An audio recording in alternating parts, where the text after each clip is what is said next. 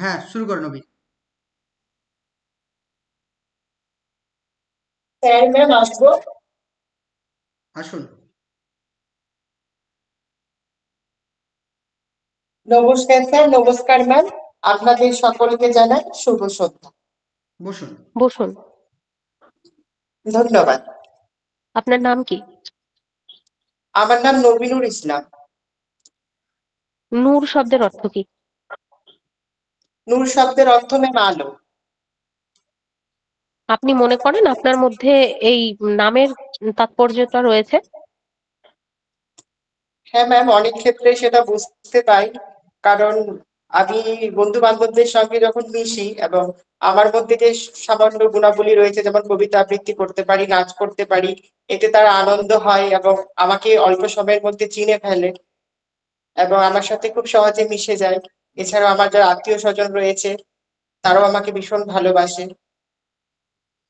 উম একটু অন্যরকম হলো। আলো, আলো মানে অন্ধকারকে দূর করা। আমি সকলের প্রয়োজনে সামিল হওয়ার মানে হতে পছন্দ করি। আমার সংস্পর্শে যারা আসে তারা আমার ভালো গুণ দ্বারা প্রভাবিত হয়, এবং বন্ধু মহলে আমি এই জন্যই বেশি সমাদৃত। তাই আমি মনে করি যে নূর শব্দের যথার্থ প্রভাব আমার মানে আমার নামের অর্থটা যথার্থ আমার সঙ্গে মিশে যাচ্ছে এটা। আচ্ছা, আপনি বললেন আপনি আবৃত্তি করতে পারেন, আপনি কি নাচ এবং আবৃত্তি শিখেছেন? না ম্যাম, আমার এটা ছোটবেলা থেকেই খুব ইচ্ছা ছিল এবং আমি নিজের ইচ্ছায় নিজে থেকে বিভিন্ন অনুষ্ঠানে যেতাম এবং সেখানে বলার ধরন দেখতাম। এবং আমি যখন বিদ্যালয়ে গেছিলাম, বিভিন্ন প্রাইমারি বিদ্যালয়, উচ্চ বিদ্যালয় এবং আমার কলেজে, তো সেখানে আমার আগ্রহ দেখে ম্যাম স্যাররা আমাকে অনেক বেশি মোটিভেট করেছেন যে এইগুলো বিষয়ে পরিচর্যা করতে, এবং তাদের সাহায্য থেকে আমি আরো একটু ভালো করে শিখতে পেরেছি। আচ্ছা, কথাটা পরিচর্যা বলবেন না, চর্চা বলবেন। আপনি একটা আবৃত্তি শোনাতে পারবেন? হ্যাঁ ম্যাম, আমি কি উঠে শোনাবো না বসে? আপনার যেভাবে সুবিধা হয় বলুন। আচ্ছা। নমস্কার। বিশ্বকবি রবীন্দ্রনাথ ঠাকুরের কবিতা কৃপণ। আমি ভিক্ষা করে ফিরিতেছিলেম গ্রামের পথে পথে, তুমি তখন চলেছিলে তোমার স্বর্ণরথে।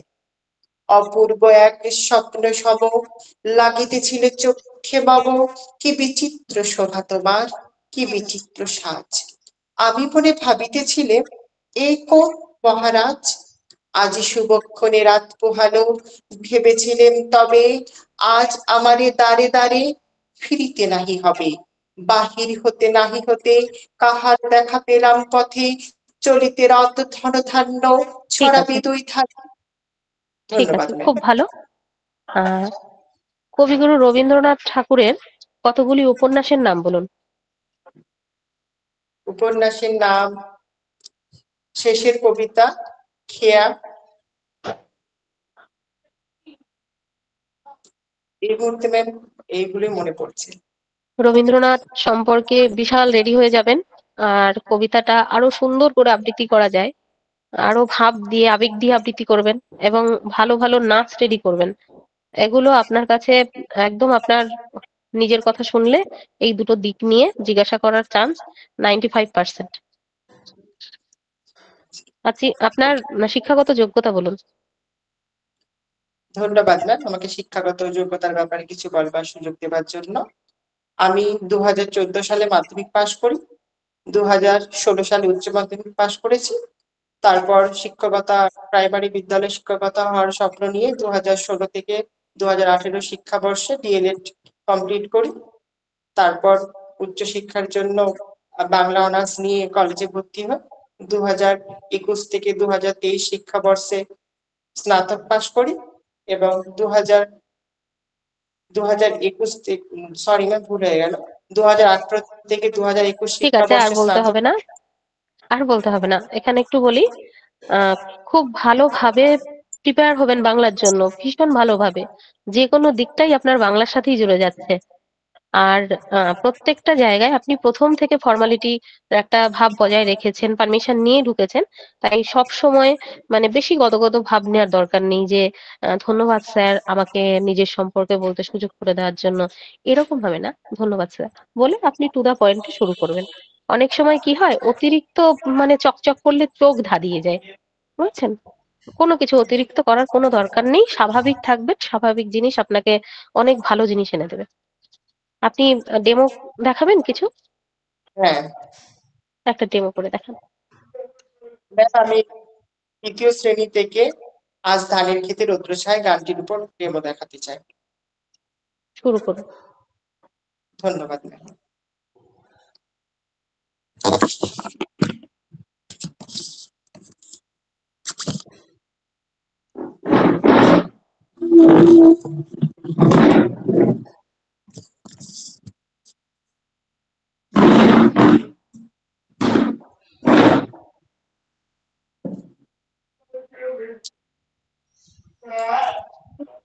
সুপ্রভাত বাচ্চারা, তোমরা সবাই কেমন আছো? ভালো তো? আজকে তো বেশ খুশি খুশি। আচ্ছা, তার মানে তোমরা বুঝতে পেরে গেছো যে আজকে আমি কি শেখাবো, তোমাদের মনে পড়েছে তো? আচ্ছা, কালকে তাহলে আমরা কি বলেছিলাম? কালকে আমরা রবীন্দ্রনাথ ঠাকুর সম্পর্কে কিন্তু অনেক কিছু আলোচনা করেছি, তাই না? আজকে আমরা কি শিখবো তাহলে তো তোমরা খুব ভালো করেই জানো, তাই না? কি আনন্দ হচ্ছে তো? আজকে কিন্তু আমাদের গান শেখাও হবে, আবার পড়াও হবে। কত মজা হবে ভাবো তো আজকে। আমরা কিন্তু আজকে খুব মজা করবো তাই কেউ কিন্তু ক্লাসে একদম দুষ্টুমি করবে না, হ্যাঁ? সবাই কিন্তু মনোযোগ দিয়ে শুনবে আমার পড়াটা, তাহলে দেখবে অনেক ভালো ভালো জিনিস শুনতে পারবে।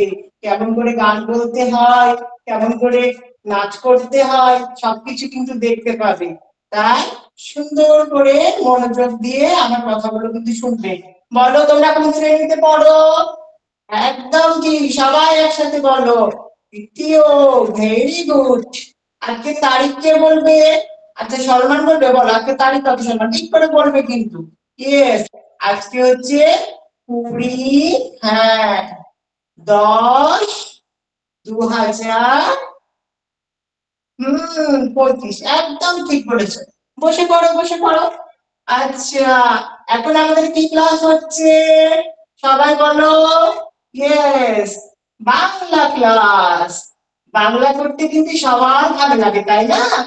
বাংলাতে কত ছড়া আছে, গল্প আছে, আমাদের কিন্তু খুব ভালো লাগে, তাই না, এগুলো পড়তে? আজকে তাহলে আমরা কি শিখবো, কি বলেছিলাম কালকে, মনে করো? Yes, very good.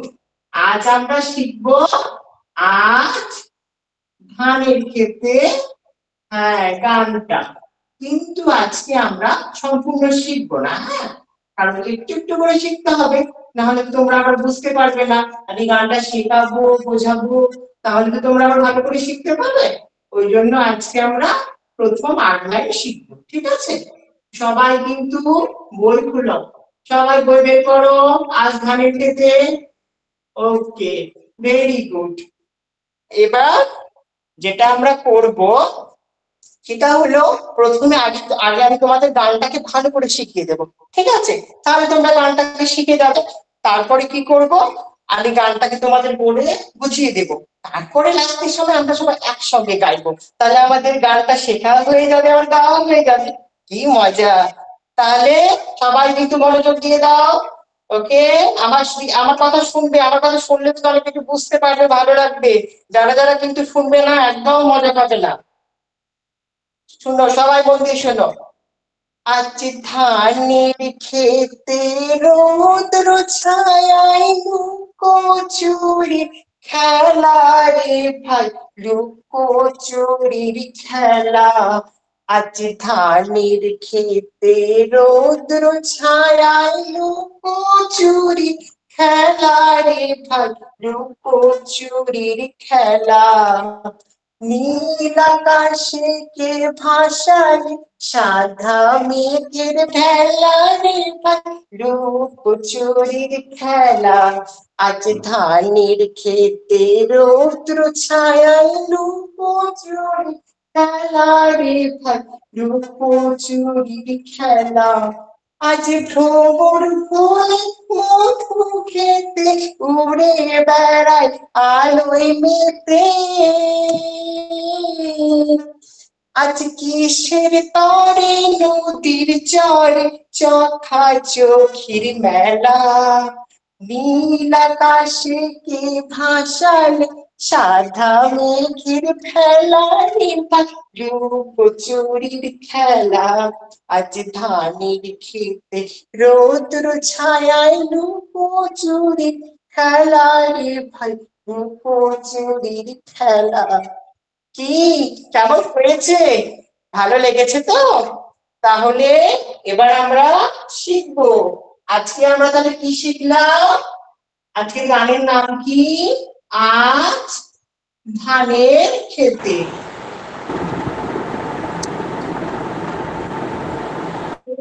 গানটা গান লিখেছে বিশ্বকবি রবীন্দ্রনাথ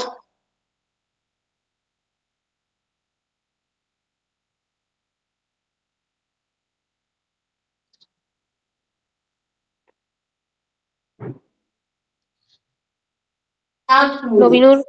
নবীনুর শুনতে পাচ্ছেন? হ্যাঁ, পড়ানো ভালো, আপনি খুব মানে স্লো, লেখাতে ভীষণ স্লো। এটা আপনার খুব ব্যাড কোয়ালিটি। এই কোয়ালিটিটাকে পরিবর্তন করবেন। আর ভালোই হচ্ছে, আরো চেষ্টা করবেন। আরো ভালো গ্রুমিং এর দরকার। চেষ্টা করলে আরো অনেক ভালো হবে। আর আরেকটু আর বলি, প্রথম দিকের প্রথমে হ্যাঁ যেটা আমি স্যার দেখলাম, বলতে বোর্ড ওয়ার্ক যখন করছিল তখন পুরোটাই কিন্তু বোর্ডের দিকে ঘুরেই লিখছিল। মাঝে মধ্যে একটু তাকাবে, যেহেতু স্যাররা থাকবেন তো একটু ঘুরে আচ্ছা, তাকাবেন। হুম। ওকে, অনেকক্ষণ যেহেতু তুমি বোর্ডের দিকে ঘুরেই কথা বলছো, লিখছো, একদমই কিন্তু পিছন দিকে তাকাচ্ছিলে না। মাঝে মধ্যে তাকাবে, আবার লিখবে। ঠিক আছে, ঠিক ঘাটটা একবার আছে। ঘুরিয়ে তাকাবে। যদি এই অল্প সময়ের মধ্যে আমাদের ডাব্লিউবি এক্সাম গাইডের তৈরি করা যে নোটসগুলো যদি পড়ে তোমরা ভালো করে প্রিপারেশন নিতে চাও, তাহলে আমাদের কন্ট্যাক্ট নাম্বারে অবশ্যই যোগাযোগ করো। এখানে প্রত্যেকটি নোটস তোমরা কিন্তু পেয়ে যাবে। প্রিভিয়াস ইয়ার কোশ্চেন, প্রত্যেকটা টপিক ধরে ধরে নোটস, প্রত্যেকটা ক্লাসের নোটস, যারা যে সাবজেক্টে অনার্স করেছো সেই সাবজেক্টের নোটস তোমরা পেয়ে যাবে। এখানে এনসিইআরটি ডিএলএড বই থেকে যে যে প্রশ্নগুলো আসছে, প্রিভিয়াস ইয়ারের প্রশ্ন, সমস্ত কিছু দেখতে পাচ্ছ। ইংলিশ থেকে যা যা প্রশ্ন এসেছে, জাতীয় পতাকা থেকে সমস্ত কিছু, ওয়ার্ল্ড টোটাল তোমরা প্রচুর নোটস পাবে, প্রচুর নোটস। তোমাদেরকে দেখিয়ে দিই আমাদের এখানে টোটাল কতগুলো নোটস তোমাদেরকে দেওয়া হবে, দেখে নাও। এখানে প্রায় আমাদের টোটাল নোটস রয়েছে, দেখতে পাচ্ছ প্রায় তোমাদের এখানে 100+ পিডিএফ রয়েছে। 100+ পিডিএফ রয়েছে। প্রত্যেকটা পিডিএফ, প্রত্যেকটা সাবজেক্ট, অঙ্ক থেকে, সাইকোলজি থেকে, ম্যাথ থেকে সব কিছু তোমরা পেয়ে যাবে। এ টু জেড যেগুলো দিচ্ছি এগুলোর বাইরে তোমাদের কোনো কিছু পড়ার দরকার নেই। এগুলো যদি কভার করে যাও, আশা রাখছি প্রত্যেকটা জিনিস তোমরা এর মধ্যে থেকে তোমাদেরকে জিজ্ঞাসা করবে। কারণ ইন্টারভিউ যে যে টপিকগুলো থেকে প্রশ্ন করে, আমি সেই টপিকগুলোকে তোমাদের ধরে ধরে কিন্তু করাচ্ছি। সব কিছু পেয়ে যাবে। দেখো, বাংলা সাহিত্যর ইতিহাস, যারা বাংলাতে অনার্স করছো, ইংলিশ লিটারেচার, সব কিছু তোমরা পেয়ে যাবে। তো তোমরা যারা পিডিএফগুলো কিনতে চাইছো, আমাদের এই কন্ট্যাক্ট নাম্বারে যোগাযোগ করো, পিডিএফগুলো তোমরা পেয়ে যাবে।